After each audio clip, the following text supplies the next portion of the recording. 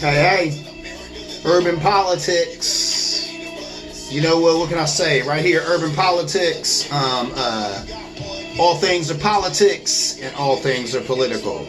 Or should I say, everything is politics, and everything is political. Right here on Urban Politics, anyway. Welcome to joining me again. Once again, if you're digging the show, please subscribe. Follow the link in the bio.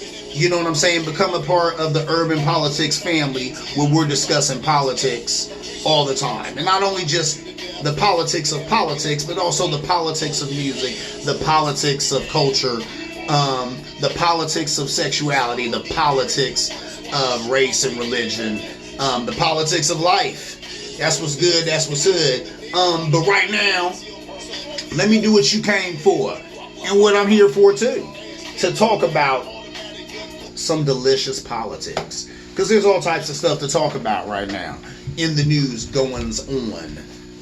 This week, what I figured is we'll go ahead and just take it as broad topics. So we'll talk about shooting, voting, and protesting. That's what's going on. That almost sums up 2020 in a nutshell, doesn't it? Shooting, voting, and protesting. That's what's going on.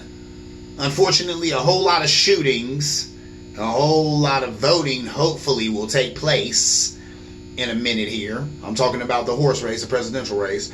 And protesting. Been a whole lot of protesting, which has blown me away. So let's go ahead and start with the shootings. Sadly enough to report, we've had another police shooting. I think we've had a couple of police shootings, I think, since George Floyd, but this one has made news recently, and there's been some things that have been involved in it, so we'll talk about that. But Mr. Jacob Blake, shot 7 times in his back.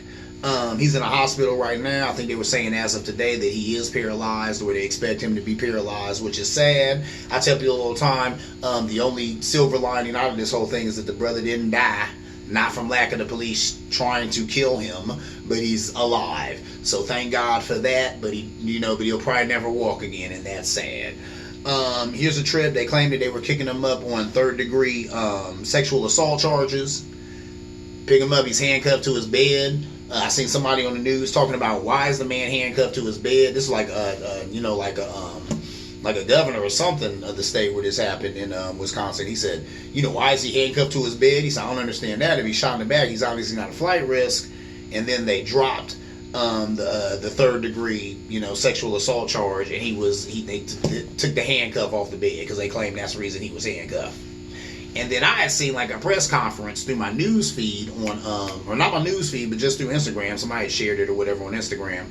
And this is before I even knew all the stuff I'm telling you right now. And I saw a press conference with a police chief, and somebody was saying that to him, saying, have you seen the video with him cuffed to his bed? Do you know anything about him cuffed to his bed? And the police chief, I think, was like, no, I don't know anything about that. I haven't seen the video. And then it was like, you as the police chief don't know anything about him being handcuffed to his bed? And he was like, I'll tell you for the second time, I don't know anything about that. And he just walks away from the podium and doesn't say anything.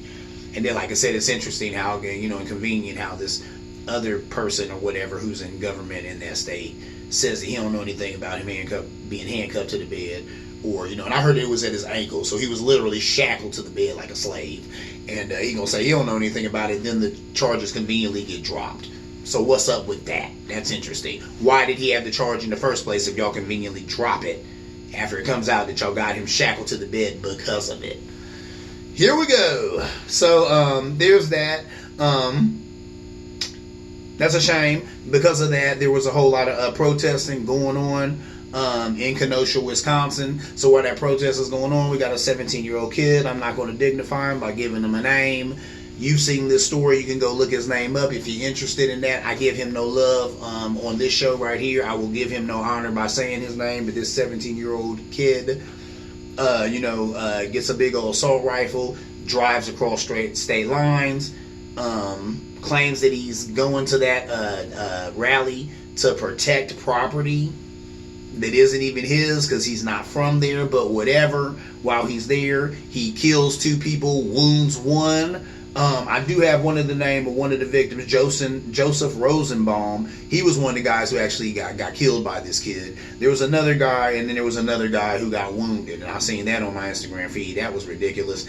Chunk of his arm gone. I actually seen this other guy too, because he had a hole in his head, and it was interesting because the thing that I saw wasn't necessarily bleeding, but it was a hole in his head, and he was looking out of it like he was either about to die or I don't know. So it's just a mess over there, you know. And here's a protest, I guess, and then you have some of these people, this militia group. They calling it a militia group, whatever, man. This is a gang. This is a gang. You know what I'm saying? It's a bunch of older white guys with guns. It's a gang. And they're, you know what I'm saying? They call themselves protecting. I would put that in quotes again. Protecting property. Really? So you out here protecting property that ain't yours? Man, that's BS. These guys is out there looking to hurt somebody. They're looking to beat up protesters, to kill protesters, to shoot people. Come on. Who goes to a rally or a march or a protest with a chopper on their back? Come on, bruh. You already know what that's about. You don't take a gun that big anywhere unless you look to use it. You know? Now, I say that there are people, you know what I'm saying, like the Not Effing Around Coalition, them brothers who walk around with choppers on their back. That's just a march. They ain't shot nobody yet. They ain't shot nobody. I laugh to keep from crying, ladies and gentlemen. But what I'm saying is, you know, so come on, man. Don't give me that, man. These guys coming in, especially this kid, coming across state lines, protecting property that's not even his or whatever. He shoots 2 people, wounds 1. I said to a friend of mine, and it might have been a little offensive, you know what I'm saying, but I said to him, you know, I was like, hey, you know, he killed 2 white guys and wounded another white guy, and it's a white guy who did it. I said, there'll probably be some retribution. I said, because these people weren't black, and we already know in America, the only lives that don't matter are black lives. I shouldn't have said that like that. That was a little flippant. But, I mean, that is the message that we get, isn't it, as black people? I mean, seriously, like I said, Black Lives Matter. I'm not even necessarily down with that movement. Here's what's interesting. 80% of the protesters are white. So these days, when you hear that there was a Black Lives Matter protest in New York or a Black Lives Matter protest downtown in the city or state you live in, it was probably mostly white folk. I've seen some of these Black Lives Matter protests. There wasn't a black face there. You know, and I only say that to say that actually, you know what that is? That's Martin Luther King's dream being realized. Because when they killed him, his next march was a poor people's march. And he was going to have poor white people and poor black people marching together. That's the linchpin in this whole thing. That's what it is. If you can get poor white people and poor black people to bond together against a government that's been coming down on them, against big business, really, that's been coming down on them, now you're doing some things. So that's what needs to happen, and that's what it looks like is happening now. So that's why this whole thing's coming to a head, and you've seen a whole lot of unrest in the streets that you never thought you'd see. I never thought I would see. It blew me away, some of the solidarity we seen with this. This brother gets shot. You had the Bruins and the Reds. They canceled their game for that night. Not doing it. They say because they're protesting police violence against black people. What? Blew me away. Blew me away. The Clippers and the Lakers. Wowzers. I'm reading an article where they said that LeBron James came to a meeting. He was mad. He was on one. They said when he left, he was upset. They said it was an uncomfortable meeting, but it was a productive meeting, that they were talking well into the night. That some people were trying to figure out what to do, because I guess the next day at 11 a.m. they were coming to another meeting to figure this thing out. They said LeBron James was demanding that the owners of these teams do something to combat some of this.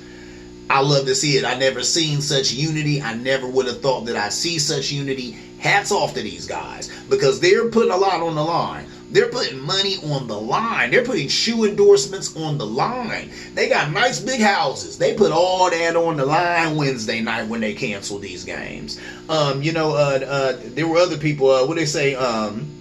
The sister Naomi Osaka, and I call her sister because she called herself a sister. She said, I, as a black woman, feel that there are much more important matters, you know, and she said there's much more important things than watching me play tennis tonight. So she canceled her game or whatever. Standing in solidarity, the WNBA, they said that they stood in solidarity with their brother, so they canceled their game.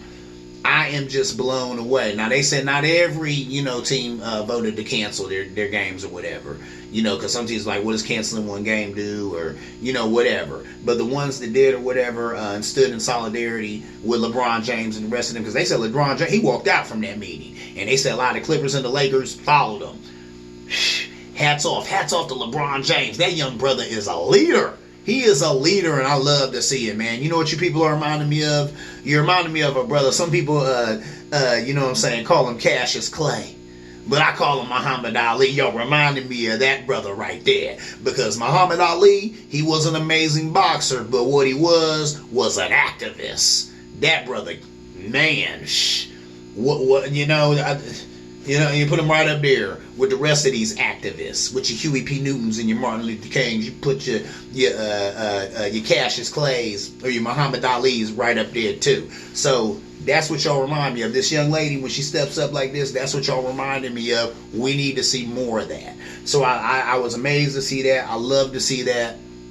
Let me get off of that. I'll be on that all day. But that was interesting. Like I said, 80% of these protesters are white.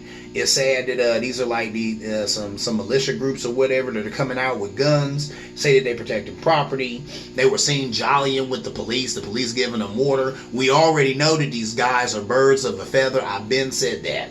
Neo-Nazi groups have infiltrated the police. They've infiltrated armed forces. We know this. I've read a zillion stories about it. So come on, what's going to be done about it? That's why I support defunding the police. It needs to happen, because you're not going to reform this. This problem with the police and this racism thing is too deep. It's too deep. You are not going to reform this. So the only thing you could do is defund the police, which at least makes less police. These makes less police. Now people out there say that makes me less safe. No, it does not. Because if we get less police and we start investing in some of this other stuff, social services, things like that, then we could do a little prevention. And believe me, what they say, an ounce of prevention is worth a pound of cure. Believe me. Anyway, let me move on from that. I have to mention, if you did not know, Chadwick Boseman dies of cancer. That was Black Panther, Wakanda Forever. Ah, man, when I heard about that, I was tripping. I said, what? Some friends of mine in a chat room, they had, or a group text that I'm in, they had said that, they're like, rest in peace, Chad, or whatever. And I'm like, who they talking about? What they talking about? And then they put his picture. I'm like, oh, that was Black Panther. What? So sad. So sad. Died of cancer. I think they said it was colon cancer, which if you know anything, I had another friend who died of cancer. It's aggressive. So, and I know he was hurting. And they said that he had shot all these movies. I think there's a movie called Shoot Marshall. He had another one called, what was it, The Five Bloods, Black Bottom.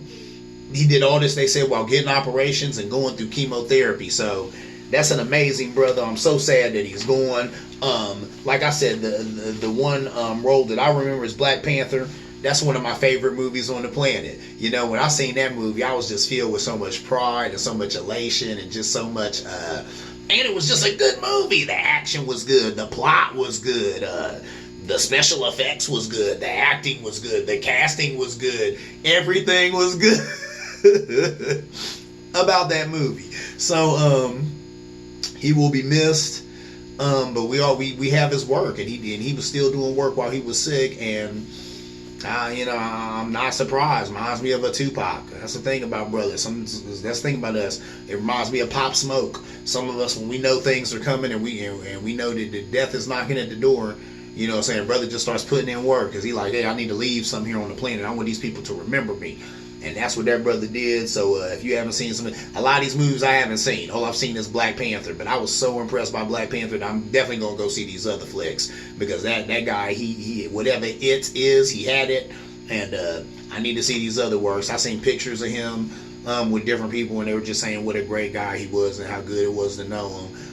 Then I seen some pictures of him in a hospital, of course, visiting sick kids. And then I was thinking it looked like he was in a cancer hospital. So I was like, knowing this brother, I bet you even told some of them kids, hey, what you going through? I'm going through the same thing. And Black Panther gonna be all right. You're gonna be all right too. So think about that. He was sick, but still probably consoling other little sick kids, because I seen the pictures. So that brother will be missed. And that's what's up.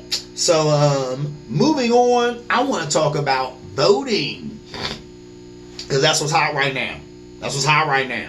People talking about voting. People talking about, yeah, I'm going to vote. Some people like, no, I'm not going to vote. Some people like, yeah, I can't wait to vote for such and such. Some people like, yeah, I can't wait to vote against such and such. Some people like, I'm sending this one out because everybody sucks. I've rolled around and I live, let me tell you something. I live on the edge of an affluent neighborhood, and I'll leave it at that. I'm not even going to say the name of it. But I live... I don't live in an affluent neighborhood. Not the part I'm in anyway.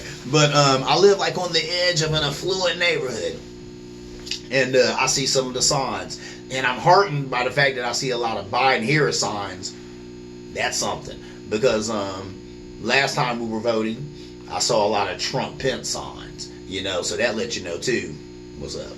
So, but now I'll see right now, if I went, you know, riding up and down the street, which I've done, you know, of course today, and I, you know, of course, you know what I'm saying, took inventory of how many signs I saw. A whole lot of Biden-Harris signs. Whole lot of Biden-Harris. So that's positive. And then I was tripping too. I seen a whole lot of Black Lives Matter signs. What? And like I said, this neighborhood is not a black neighborhood. It's not a black neighborhood at all. This is a very affluent white neighborhood that I live on the edge of. But riding through it, I'm seeing a whole lot of Black Lives Matter signs. I like to see it. That is impressive. When I see stuff like that, I have faith in this country. I'm like, hold up. We gonna be all right.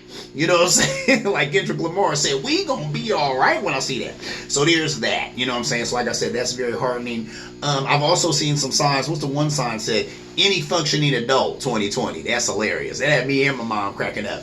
Any functioning adult in 2020. That's sad. Because that's saying something about both sides. Obviously, somebody in that house watches the news like me, because I feel that too. Anyway. Have you ever seen the one that says, we're all screwed 2020? We're all screwed 2020, you know? That is what it is. That's voting. But let's talk about voting. Anyway, when it comes to voting, I think that black people have bought a lie. Because a lot of us are always like, how does voting help? What's the point of voting? You know, voting, we don't need it. It isn't helping anything. So let's talk about it. Around Reconstruction, there were about 200 black members of Congress. So, and Reconstruction was the time after slavery, after we had got freedom. And these were not good times at all for black people. I was watching a show not too long ago. I was watching Last Week Tonight with John Oliver. And he was saying this is a part of history that gets glossed over a lot. And they were saying that's a problem. It is a problem, but it gets glossed over a lot because it's a very horrible time in history, especially for people of color, especially for black people. This was a time when we were getting lynched a lot. This is the time when a lot of Jim Crow laws had came about, a lot of voter ID laws, a lot of things, and a lot of that was a backlash because there were so many black people in Congress. There were 200 black people in Congress. Now, our Congress altogether, I'm talking about Senate and the House, altogether, that's about 520 some people. I think, and Google this, please. Like I tell other people all the time, Google everything I say. You know, don't believe anything come out my mouth. Watch the show, like the show, tell some friends to watch the show and subscribe to the show and like the show, and then go Google everything that I've said on the show. And fact check me. And if you find something that I'm wrong about, or you think Phys Ed Music is talking out of his butt, give me a little of that good old fashioned pushback, because I live for it, baby. But check me out. You know what I'm saying? So getting back to what I was saying, there were a lot of black people in Congress, 200 of us in Congress, and that was because a lot of southern states, and these were a lot of blacks who had just been freed from slavery. So of course we were still, very together. We still had a lot of unity. They were sending these black people, to Congress because we were voting. We were happy to be freed slaves and happy to be voting. But when that happened, the backlash from white America was hellacious. So you had a lot of lynchings, you had a lot of Jim Crow laws, you had a lot of that type of stuff going on. Now currently in 2020, I would ask you to guess how many black members of Congress do we have? House, Senate, all of that. Like I already told you, there's about 523, I might be a 526, 523 members of Congress altogether.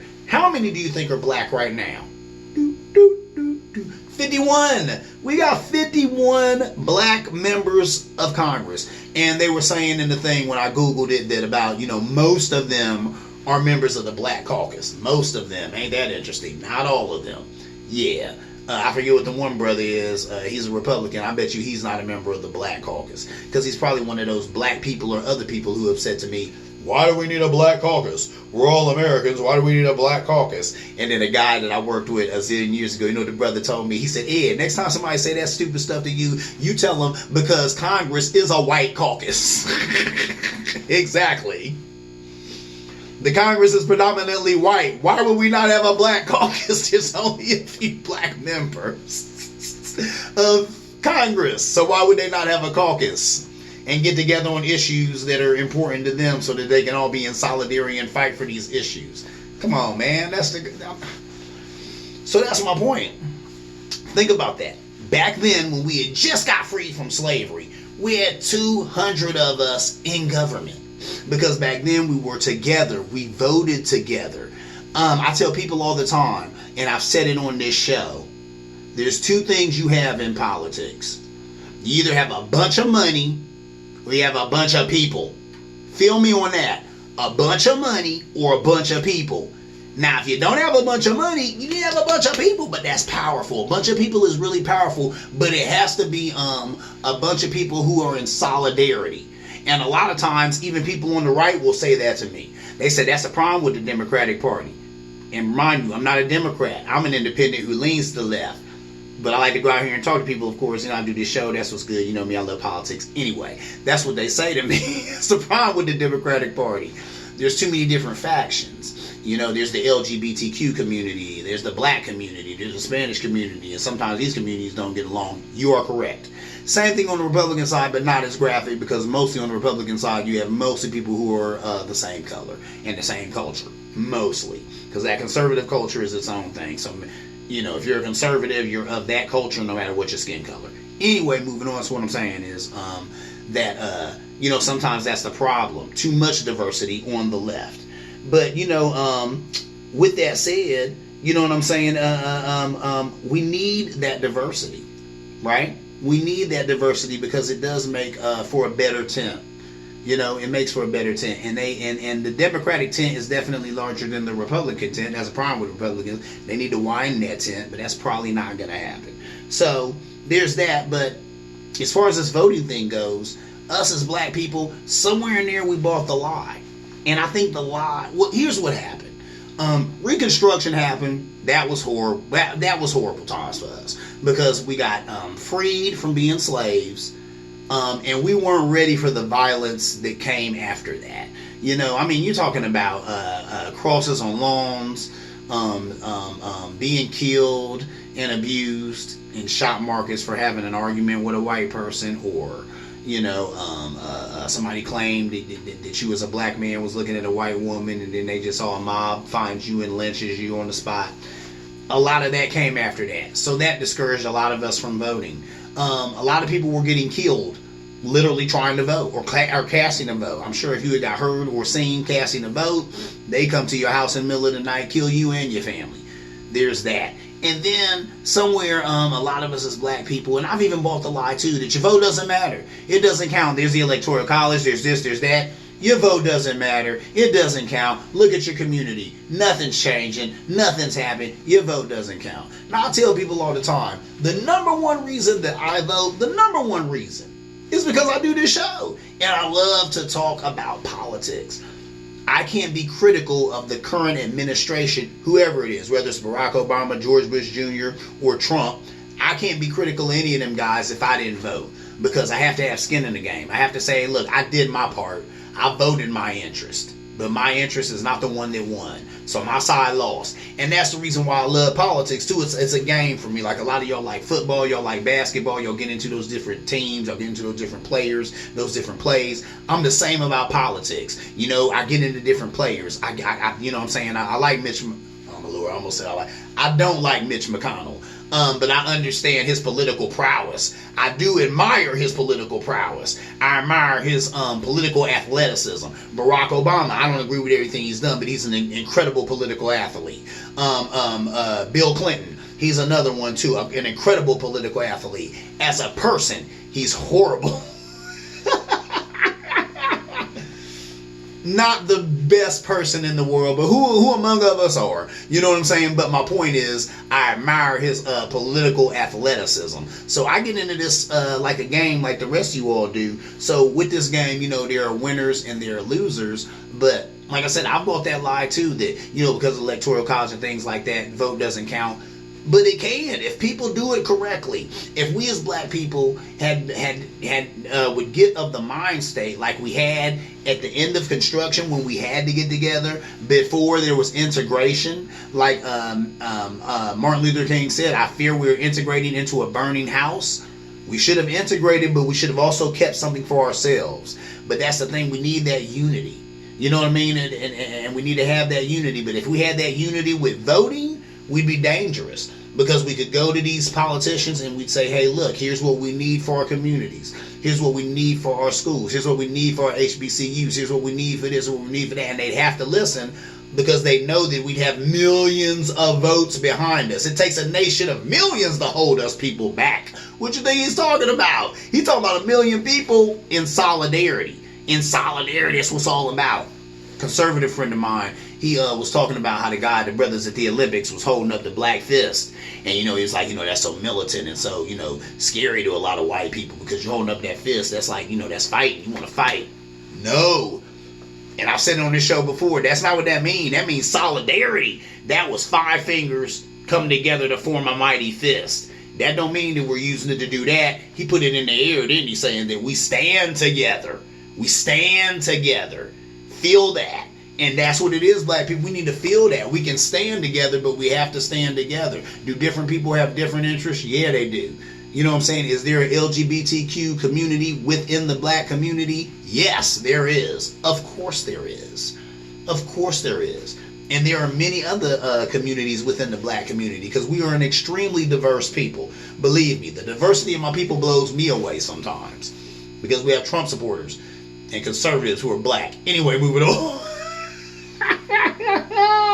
But we need to stand together, and we need to stop buying that lie. So vote, vote, vote, vote. Now listen, check this out. If your vote don't mean anything, why is it there's so many people who don't want you to vote? There's so many people trying to keep you from voting.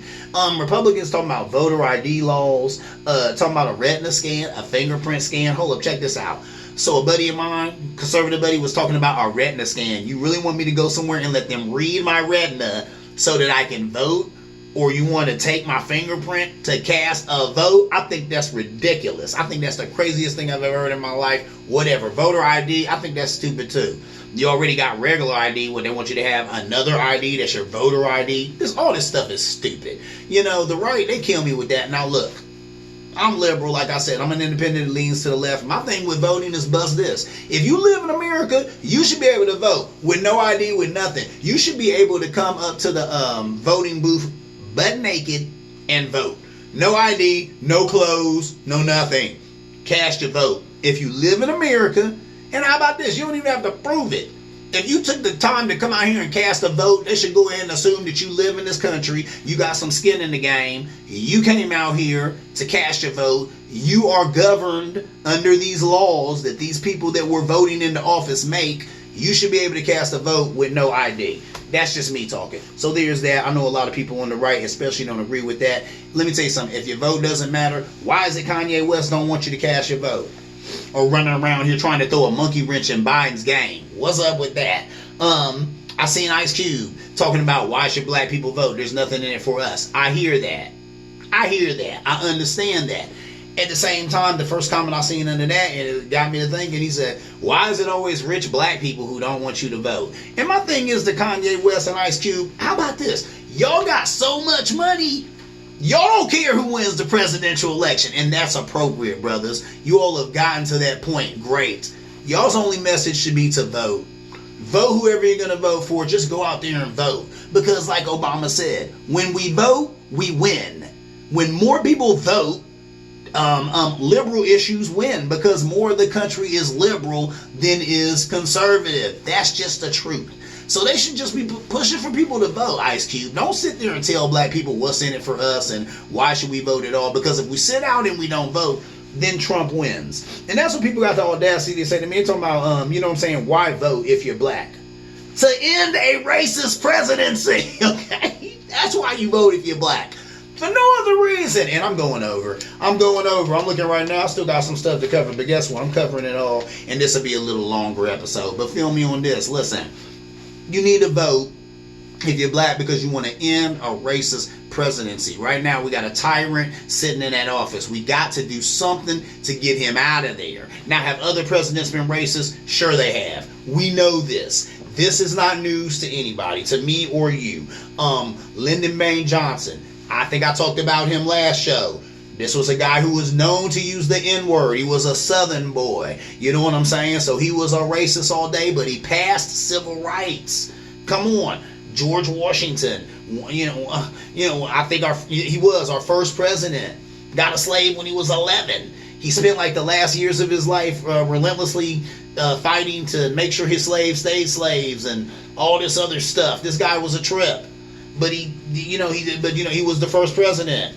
Didn't want to be president because he didn't think America needed a president, but he was such a good general they wanted him to be president. So that just is what it is. We have had racist presidents before. Every president we've had has probably been racist. Ronald Reagan was on tape using the N-word. My conservative buddy still refuses to admit that. I'm like, his son apologized for it. Come on now. He said, yeah, that was my dad on the tape. I'm appalled myself. I've never heard that. I apologize for him. Come on now. And that was Ronnie Reagan.